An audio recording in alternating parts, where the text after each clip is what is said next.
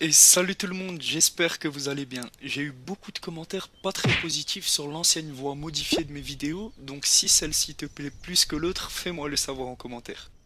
Bon, dans ce top, on parle de la mort, donc évidemment c'est pas très drôle, mais je pense quand même que ça va t'intéresser. Quand la mort arrive, elle frappe à l'improviste et personne n'y échappe. D'où le fait qu'il faut savoir profiter de la vie en faisant du bien aux autres et à notre entourage. Donc on part ensemble à la découverte de 9 sportifs qui eux aussi ne s'attendaient pas à rencontrer la mort en préparant leur match ou leur combat. Bon visionnage. Sugar Ray Robinson est un boxeur américain qui combattait en professionnel entre les années 1940 et 1960. Et c'était tellement une machine de guerre qu'il a été élu 2 fois boxeur de l'année et ses combats étaient souvent reconnus comme les meilleurs matchs de l'année. Bref, en 1947, la fédération de boxe décide d'organiser un gros combat entre Sugar Ray et Jimmy Doyle, un autre boxeur talentueux. Mais le problème, c'est que quelques jours avant le combat, Sugar Ray appelle son entraîneur et lui dit qu'il veut l'annuler parce qu'il avait fait un rêve dans lequel il tuait involontairement son adversaire Jimmy Doyle pendant le combat. Mais le combat était malheureusement inévitable, et après avoir été convaincu par sa famille de se battre en lui disant que c'était qu'un rêve et qu'il n'y avait pas de danger, Sugar monte sur le ring et lors du 8e round, il décroche un crochet qui met définitivement KO Jimmy Doyle et qui ne se relèvera jamais. Et après ce KO, Jimmy Doyle meurt le 25 juin 47, quelques jours après le combat à l'hôpital. Et j'aimerais vraiment pas être à la place de Sugar Ray qui lui doit être traumatisé à vie le pauvre. Et si je vous disais qu'il existait des championnats du monde de sauna et que c'est même un sport officiel? Les règles du sport sont assez simples à comprendre. Rester le plus longtemps possible dans une pièce où la température est de 110 degrés. Et en 2010, en finale du championnat du monde, sur les 130 participants venus de 15 pays différents, on trouvait les 2 derniers candidats. Un Finlandais, Timo Kokkonen, et un Russe, Vladimir Ladijensky. Les deux étaient chauds bouillants au sens propre et au sens figuré, et aucun des 2 hommes ne voulait abandonner. Et après 6 minutes dans le four, les agents de sécurité sont entrés dans la cabine pour les évacuer de force. Pourquoi? Car les deux étaient en train de suffoquer et avaient des graves brûlures sur tout leur corps. L'Irlandais est transporté à l'hôpital en urgence et le candidat russe, Vladimir, meurt quelques minutes plus tard. Je sais qu'en général être un bon sportif c'est repousser ses limites, mais de là à être transformé en merguez vivante, ça vaut vraiment pas la peine. Et personnellement, je pense qu'il faudrait interdire ce sport vu que j'en vois vraiment pas l'utilité. Mais bon, après, chacun ses passions. Le 24 octobre 2002, le Deportivo Cali, qui est un des meilleurs clubs de foot du championnat colombien et qui a été sacré 8 fois champion dans son pays, va vivre le pire entraînement qu'elle ait connu. Au début, l'entraînement du club se déroule plutôt normalement. L'équipe titulaire affronte un groupe de remplaçants et en plus le climat était agréable. Bon après en Colombie, le temps il change très vite et donc tout à coup un fort tonnerre s'abat sur le stade et les joueurs se jettent au sol immobiles et apeurés. Et quelques secondes plus tard, tous se lèvent et courent vers les vestiaires pour se protéger, sauf deux. Hernan Gaviria et Giovanni Cordoba, les deux restent allongés sur le sol car ils ont été frappés par la foudre. Le premier, Hernan Gaviria, l'attaquant de 32 ans international colombien qui a disputé la Coupe du Monde 1994, meurt sur le coup et le deuxième, Cordoba, est hospitalisé à cause de graves brûlures mais succombe 3 jours plus tard. Et depuis ce jour, au centre d'entraînement du Deportivo, une alarme se déclenche chaque fois que l'orage approche. Et on affirmerait même que maintenant, même 2 nuages suffiraient pour effrayer tout un club.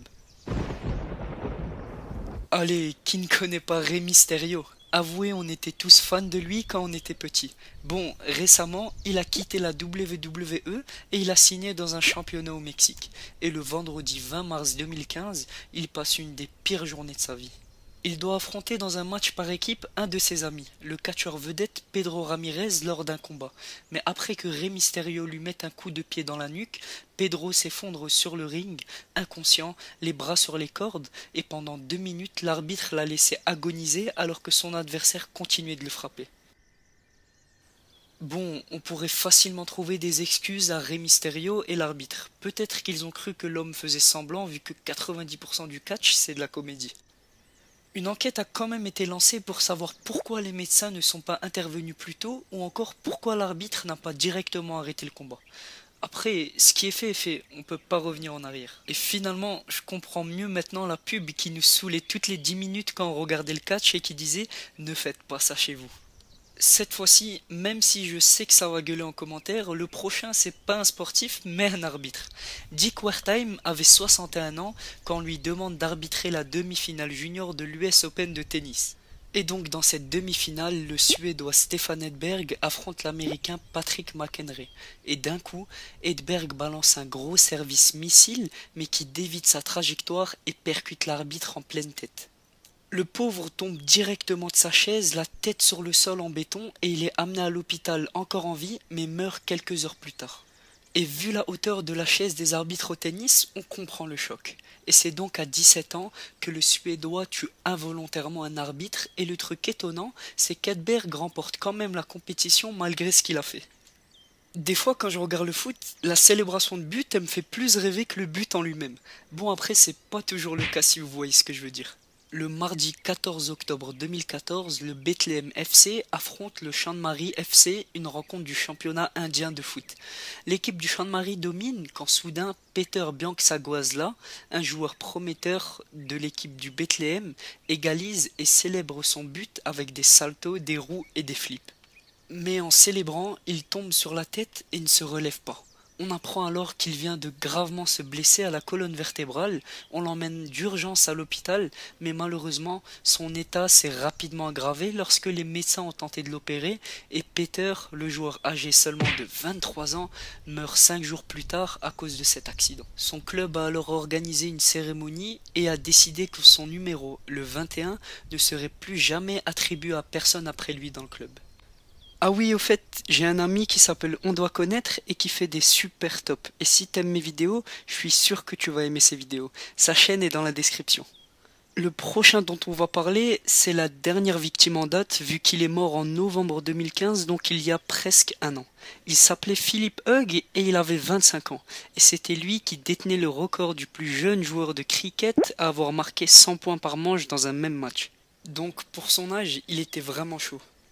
Et le 25 novembre 2015, Shane Abbott, un joueur de l'équipe adverse, lance la balle, elle percute Philippe dans le cou et lui brise son artère vertébrale. Il est rapidement envoyé aux urgences et meurt 2 jours plus tard à l'hôpital. La majorité des sports dont je vous ai parlé étaient assez connus, mais est-ce que vous avez déjà entendu parler du wingsuit? En gros, le but de ce sport, c'est de se jeter du haut d'une falaise ou d'un avion et survivre. Voilà, c'est la fin de la vidéo. À la prochaine! Je plaisante. Évidemment, le sportif est équipé d'un parachute, d'une combinaison qui lui fait ressembler à un oiseau, d'un casque et de plein d'autres équipements de sécurité. Mais malgré tout ça, entre janvier et août 2016, dans les Alpes, il y a quand même eu 5 morts, dont Alexandre Poli, une des stars de ce sport.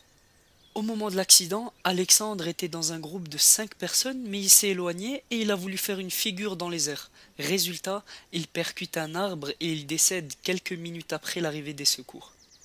Et comme vous le voyez à l'écran, avec tous les risques qu'il prend, ça m'étonne même pas qu'il y ait eu un accident. On le sait tous, dans certains pays, les supporters sont prêts à donner leur vie pour leurs équipes et les pires d'entre eux sont même capables d'aller jusqu'au meurtre. Je m'explique. Lors des matchs de poule de la Coupe du Monde 1994 aux États-Unis, le pays hôte joue contre la Colombie. Lors d'une action, le défenseur colombien Andrés Escobar tente de dégager le ballon en corner. Mais malheureusement, il se plante et marque contre son camp. Donc il offre la victoire aux Américains. Et 10 jours plus tard, de retour chez lui à Medellín, il est abattu de 12 balles dans le corps sur le parking d'un bar. Mais attends, qu'est-ce qui nous prouve que son assassinat est dû à son but contre son camp?